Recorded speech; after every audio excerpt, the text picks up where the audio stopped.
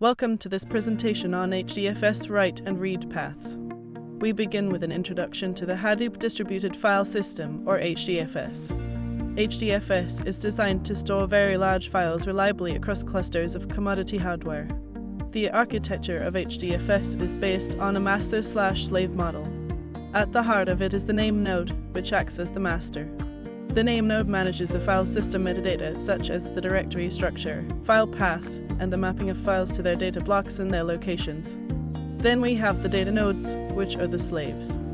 There are typically many data nodes in a cluster, and they are responsible for storing the actual data blocks. The default block size in HDFS is 128 megabytes, which is much larger than traditional file systems, and this is optimized for handling large files. To ensure fault tolerance, HDFS uses replication. By default, each block is replicated 3 times across different data nodes. This way, if one data node fails, the data is still available from the replicas. HDFS operates on 2 core principles. First, it follows a write once, read many model. This means that once a file is written, it is not modified, it can only be read multiple times. This simplifies data coherency and enables high-throughput data access. Second, HDFS optimizes for data locality. This means that computation is moved close to where the data resides, rather than moving large amounts of data over the network, which minimizes network congestion and increases efficiency. In summary, HDFS is built for storing massive datasets and provides high availability, fault-tolerant, and efficient data processing. Now, let's dive into the write path of HDFS. The write process begins when a client wants to write a file to HDFS. First, the client initiates a request by calling the create method on the distributed file system object. This request goes to the NameNode. The NameNode performs several checks. It verifies that the client has the necessary permissions to create the file and that the file doesn't already exist. If all checks pass, the NameNode creates a new entry for the file in its metadata. At this point, no data blocks are allocated yet. Once the client starts writing data, the NameNode steps in to allocate blocks. The NameNode selects a set of data nodes to store each block. Remember, the default replication factor is 3, so the NameNode chooses 3 data nodes for each block. This selection is based on network proximity and storage capacity to optimize for data locality. The data nodes are ordered in a pipeline, with the closest one to the client first, then the next closest, and so on. For example, if the chosen data nodes are D1, DN2, and DN3, the pipeline would be client to D1, D1 to DN2, and DN2 to DN3. The client then starts sending data to the first data node in the pipeline. This stage sets the foundation for the write operation, ensuring that the data will be replicated and stored efficiently. After the block allocation, the actual data transfer begins through a data pipeline. The client breaks the data into packets, typically 64 kilobytes in size. These packets are sent sequentially through the pipeline. The first packet goes from the client to the first data node, D1. D1 receives the packet, writes it to its storage, and then forwards it to the next data node in the pipeline, DN2. Similarly, DN2 writes the packet and forwards it to DN3. This process continues until all packets for the block are transmitted.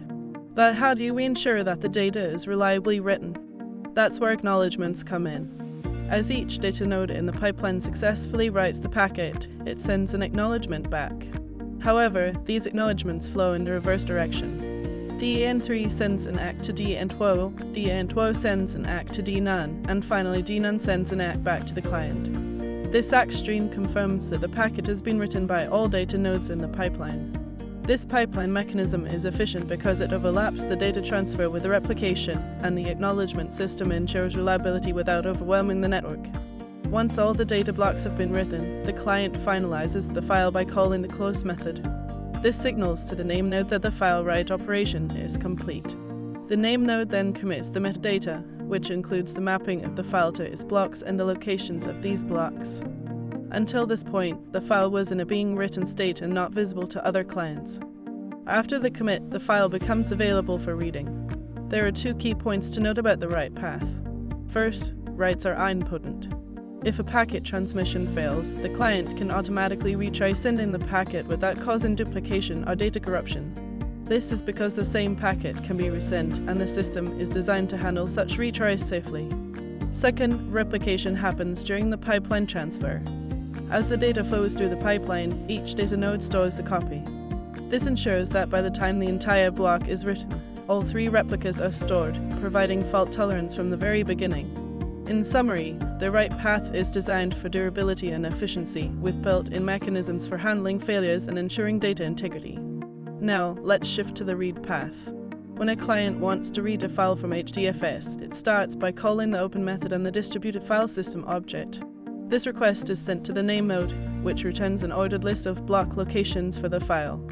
The list is ordered by network proximity. The closest data node to the client is listed first, then the next closest, and so on. This ordering helps in optimizing the read performance. The client then directly contacts the closest data node for the first block. The data is streamed from the data node to the client in packets of 64 kilobytes. The client reads these packets sequentially.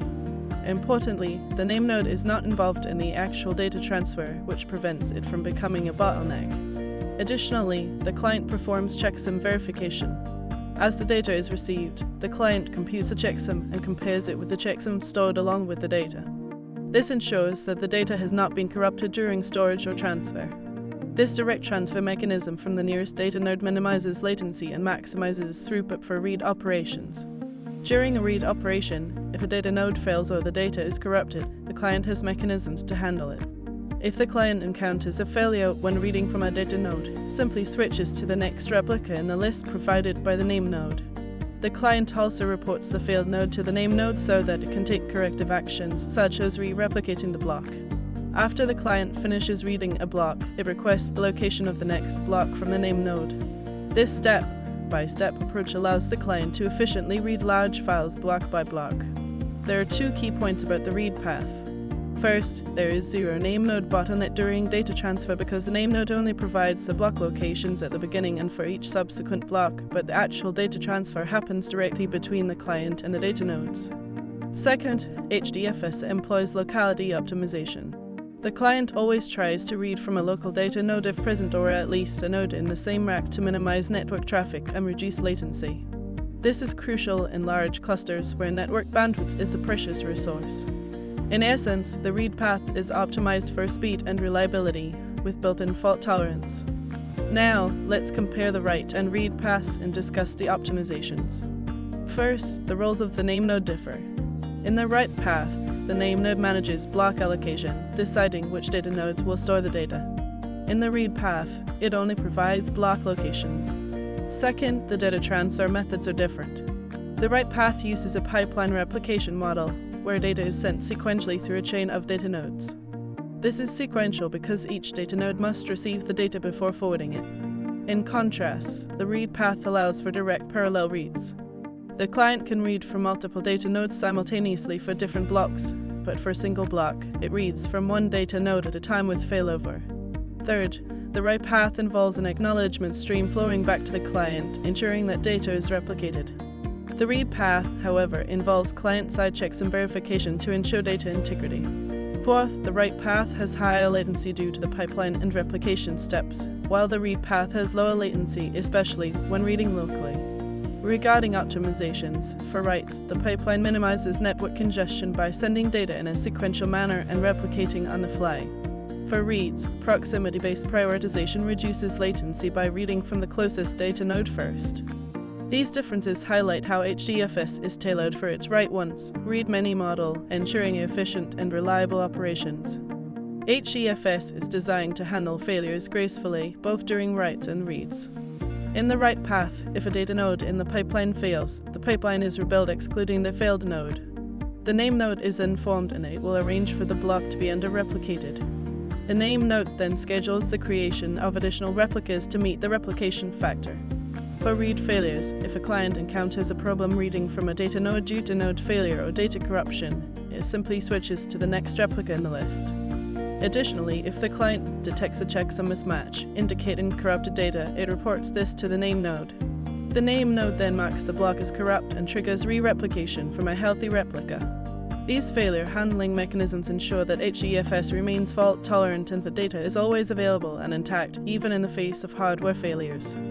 To summarize, the HDFS write path uses a pipeline replication model to ensure data durability. The NameNode coordinates the block allocation and replication process.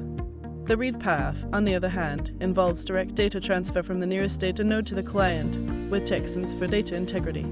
Why does all this matter? HDFS provides a scalable and fault-tolerant storage system for big data. It can handle petabytes of data across thousands of machines, with built-in mechanisms to handle failures and optimize for performance. This makes HDFS a foundational component of the Hadoop ecosystem, enabling large-scale data processing and analytics. Thank you for your attention. We hope this detailed look into HDFS write and read paths has been informative.